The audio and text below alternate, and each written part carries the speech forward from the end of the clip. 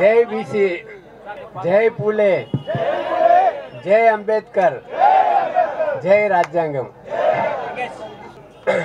ఈ సామాజిక తెలంగాణ సాధించుకుందామని కొన్ని 2 దశాబ్దాలుగా ఈ తెలంగాణ ఉద్యమ పోరాటం ఏదైతే సాగిందో అప్పుడున్న పరిస్థితులను బట్టి నిరుద్యోగులు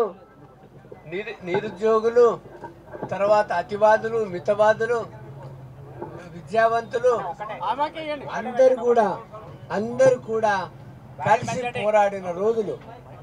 ఉద్యమకారులు, అట్లనే కళాకారులు అందరూ కలిసి పోరాడిన ఆ తెలంగాణ ఉద్యమాన్ని వెలుమదొరలు మలుచుకొని రాజ్యాధికారం వచ్చినాక అందరినీ దూరం చేసుకున్నారు. సో ఇదా ఈ సామాజిక తెలంగాణమని ఇప్పుడు 11 సంవత్సరాల నుంచి బాధపడుతున్న సందర్భంగా ఇప్పుడు కూడా అదే పరిస్థితులు మొదలైనాయి. నిరుద్యోగులు, ఉద్యమకారులు, ఎస్సీ ఎస్టీ బీసీలు, తర్వాత అతివాదులు, మితవాదులు కూడా మరి నిర్వీర్యమైన స్థితిలో ఉండి ఓహో ఇది ఎక్కడో ఆశా కిరణంగా ఇది ఉత్పన్నమైంది.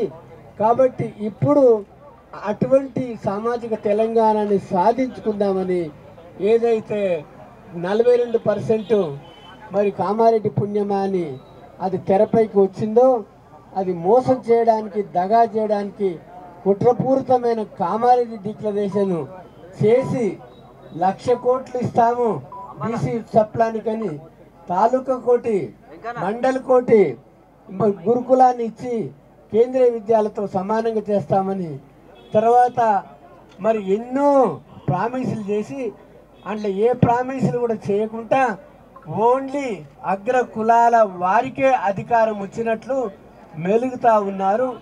నామినేటెడ్ పోస్టులు కానీ మిగతా అన్ని కూడా వాళ్ళ కబందాస్తాల్లో పెట్టుకుంటున్నారు.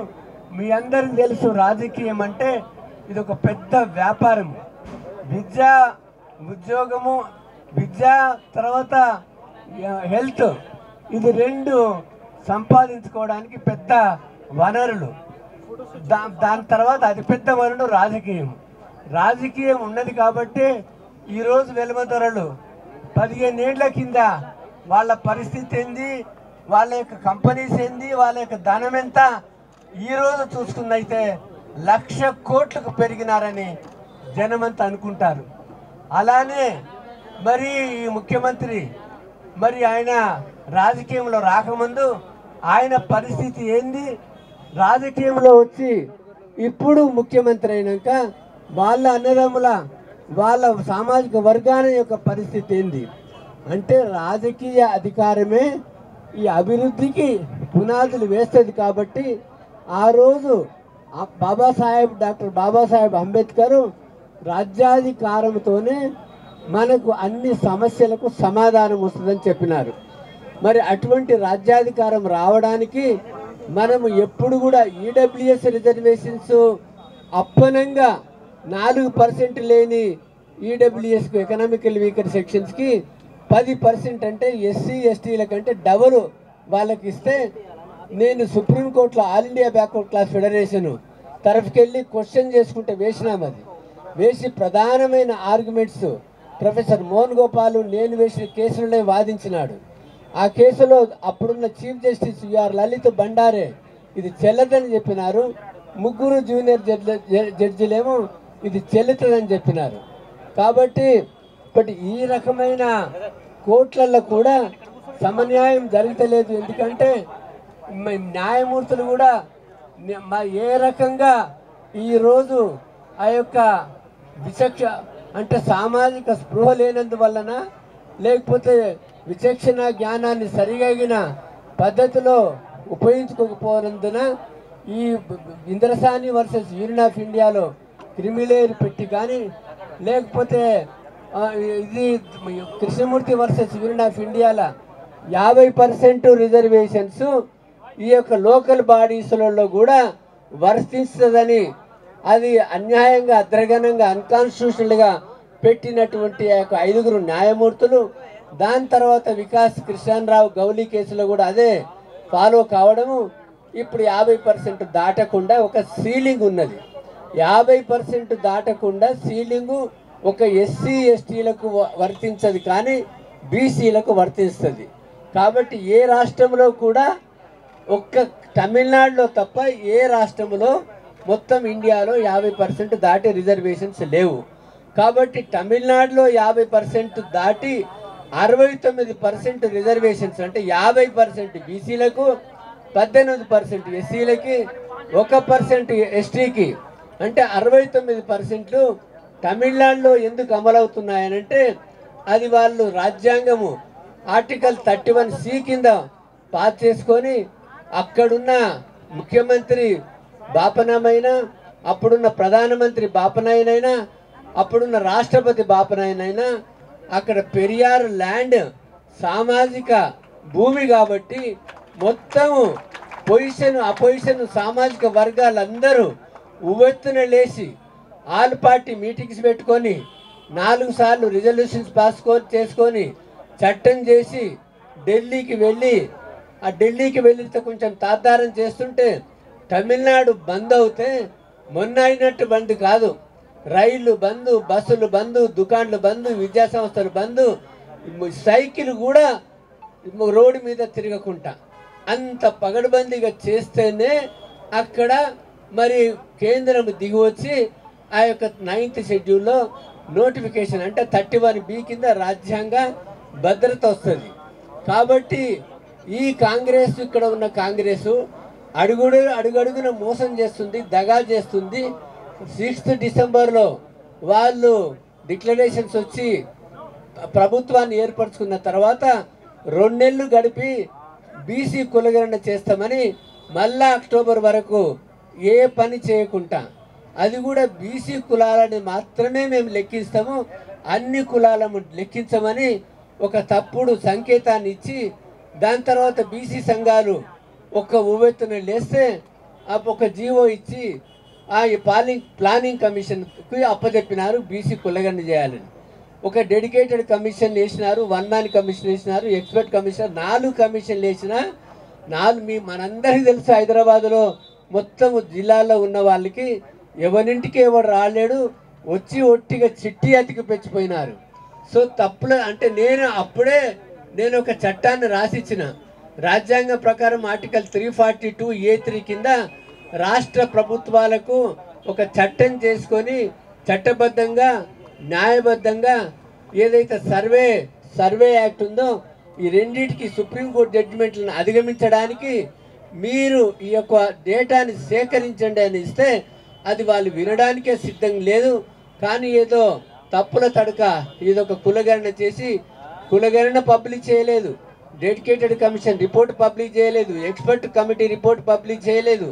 ఇదేదో పెద్ద రోల్ మోడల్ అని అక్కడ ఢిల్లీలో ఏఐసిసిలు ప్రదర్శిస్తారు, కానీ బీసీల ముందు మాత్రం ప్రజల ముందు మాత్రం అది పెట్టకపోయినా పోనీ 42% ఎట్లా చేసుకోవాలన్నప్పుడు వాళ్ళ అడ్వకేట్ జనరల్స్ ఉన్నారు, ఎక్స్పర్ట్స్ ఉన్నారు, మరి కాంగ్రెస్లో సీనియర్ లాయర్స్ ఉన్నారు.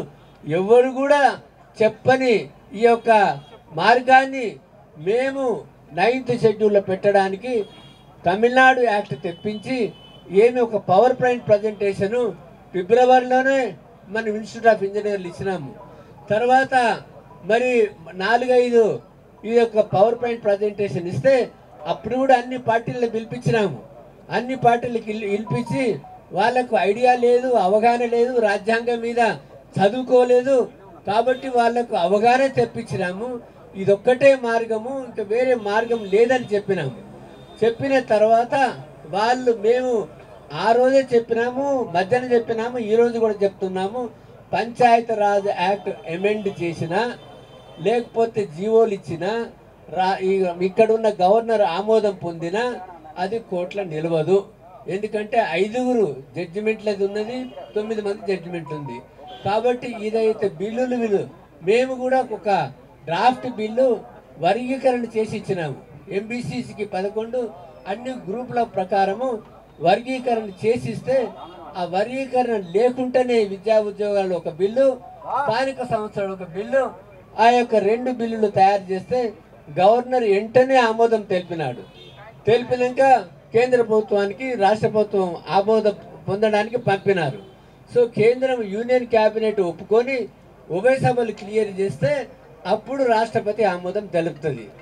ఆ ప్రయత్నం చేయకుండా ఇక్కడ అసెంబ్లీలో బిల్లు పాస్ కాగానే ఈవెన్ గవర్నర్ అసెంట్ ఇవ్వకముందే ఢిల్లీకి పోయి జంతర్ మంతర్ దగ్గర ఆయన ఏదో మరి ఆయన అంటే కొన్ని సంఘాలు అడుగులకు మడుగులు సంఘాలను తీసుకెళ్ళి ఒక రైలు బుక్ చేసి అక్కడ ధర్నా చేసి వచ్చినారు. కానీ పార్లమెంటులో కాంగ్రెస్ ఎంపీలు కానీ లేకపోతే మనము పార్లమెంటరీ కాంగ్రెస్కే 100 పైన ఎంపీలు ఉన్నారు.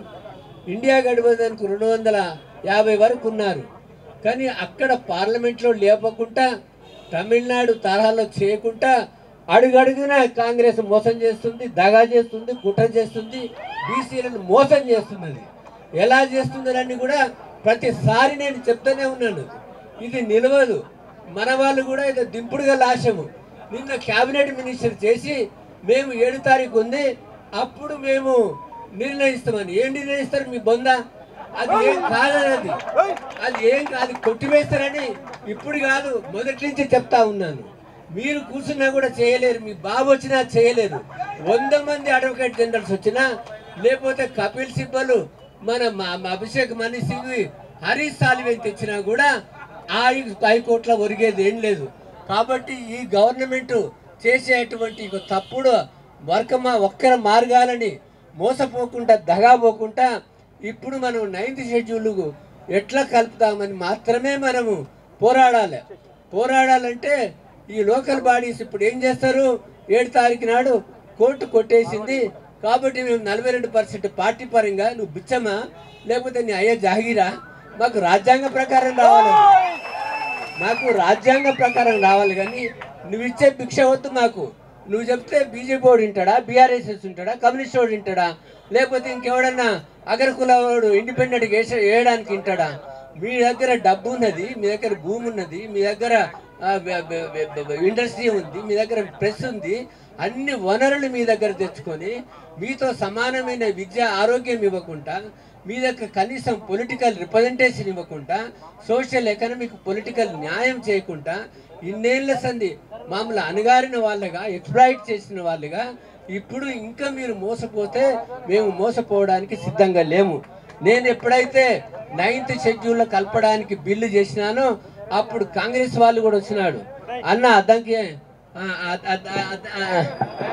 అద్దంకి దయాకర్ వచ్చినాడు, అట్లే అనిల్ గారు వచ్చినారు, బీజేపీ వాళ్ళు వచ్చినారు, బీఆర్ఎస్ వాళ్ళు వచ్చినారు.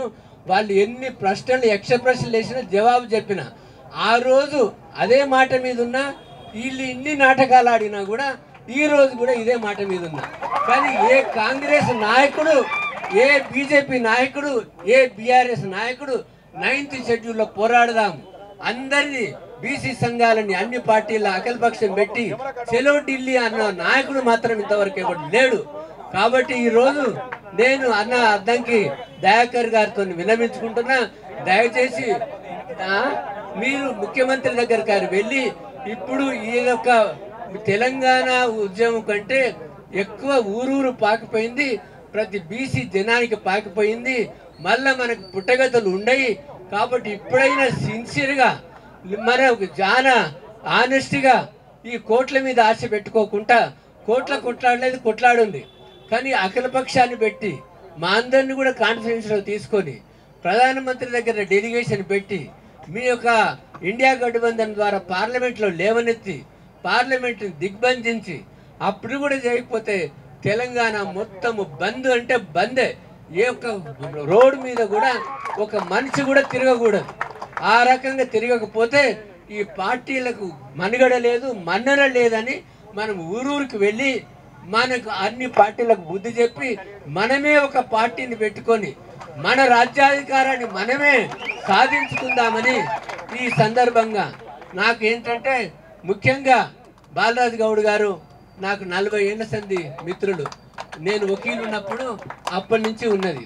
అట్లనే చిరంజీవులు గారు ఆయన ప్రిన్సిపల్ సెక్రటరీగా ఉన్నప్పుడు, హెచ్ఎండిఏ ఉన్నప్పుడు నేను all India backward class federation 2018లో పెట్టాను. అప్పుడే ఈ నినాదం మేమెంతో మాకెంత నినాదంతో ముందుకెళ్తున్నాము. నువ్వు ప్రెసిడెంట్ కాదన్నా నేషనల్ కాదా అని అన్నాను. సరే ఇంటలెక్చువల్ ఫోరం పెట్టినారు, మేము అందరం కలిసినాము. విశారదని నేను అజ్ఞాత మిత్రుని. ఎట్లా అంటే విశారదన్ గారి ఉపన్యాసాలు అప్పుడప్పుడు చూసి ఈ మనిషి ఎప్పుడు వస్తున్నా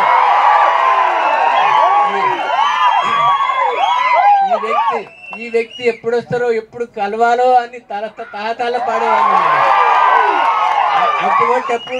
అటువంటప్పుడు ఒక అమ్ముడు పోయే సంఘము ఆయన ఏదో మీటింగ్ పెడితే ఎల్బీ నగర్లో అప్పుడు విశారదన్ మహారాజు నాకు తారస్థమయ్యి ఇన్ని రోజులు వెతుకుతున్నానయ్యా నువ్వు ఎక్కడ పోయినా అని. సో ఆ రోజు నుంచి వారు కలవడము, మేము కలిసి ఈ ఉద్యమాన్ని లేవనెత్తడము, మీ అందరి సహకారంతో తప్పకుండా సాధించుకుందాము అని మనవి చేసుకుంటూ ఈ అవకాశం ఇచ్చే మీ అందరికీ నా ధన్యవాదాలు.